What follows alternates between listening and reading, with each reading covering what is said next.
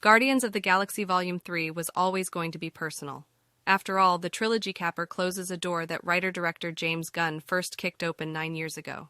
It's a fitting send-off for the once obscure characters that have since become rock stars in Marvel's cinematic universe. It's also Gunn's very last Marvel film, which means the Guardians aren't the only ones saying goodbye. Perhaps more than any of the previous Guardians films, Volume 3 feels the most like an extension of Gunn. At the very least, it's a metaphor for his relationship with Marvel, and a new theory has laid out just how true that is.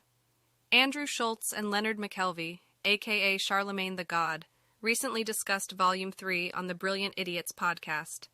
In a now viral clip, Schultz points out the parallels between Gunn and Disney and two characters in the film, Rocket Raccoon, voiced by Bradley Cooper, and his maker, the High Evolutionary, Chukwudi Iwuji.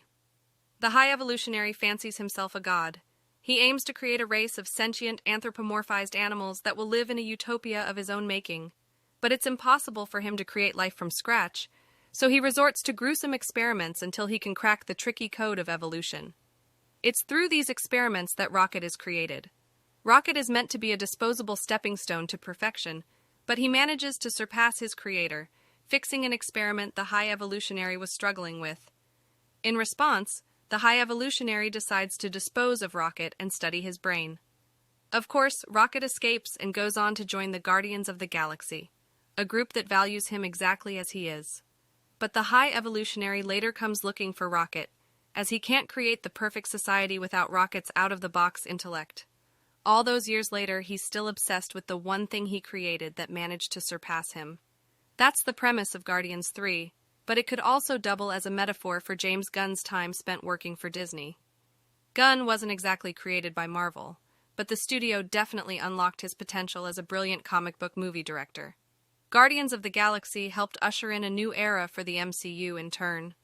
For a time, Gunn and the Guardians were the cornerstones of a yet undeveloped corner of the universe, the space-focused cosmic films. The Marvel movies that followed, like Taika Waititi's Thor: Ragnarok, weren't subtle in their appropriation of Guardians' splashy, irreverent style. That is the new version of how you make a Marvel movie, Schultz explains. It helped that Gunn was also shaping the cosmic universe behind the scenes. Back in 2017, he claimed that Volume 3 would set up the next 10 to 20 years of Marvel movies.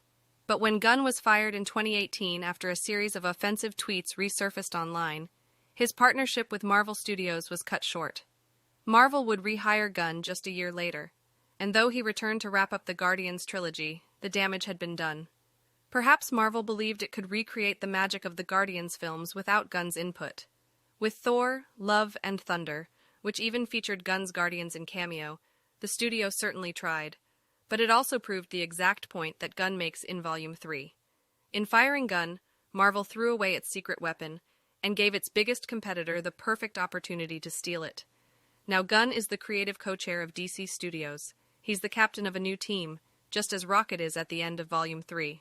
The High Evolutionary does everything he possibly can to get him back and force him to create, Schultz continued. And ultimately Rocket goes F***CKU. I don't need you, I'll go somewhere else. And where is that? DC. Marvel and Disney didn't understand Gunn's importance until it was too late, which became the thesis for Volume 3. The film is an open wound, one thrumming with resentment toward faceless corporations that trample over the individual. There's a slim chance that Disney has actually learned its lesson, but at least the Guardians saga ended on Gunn's terms.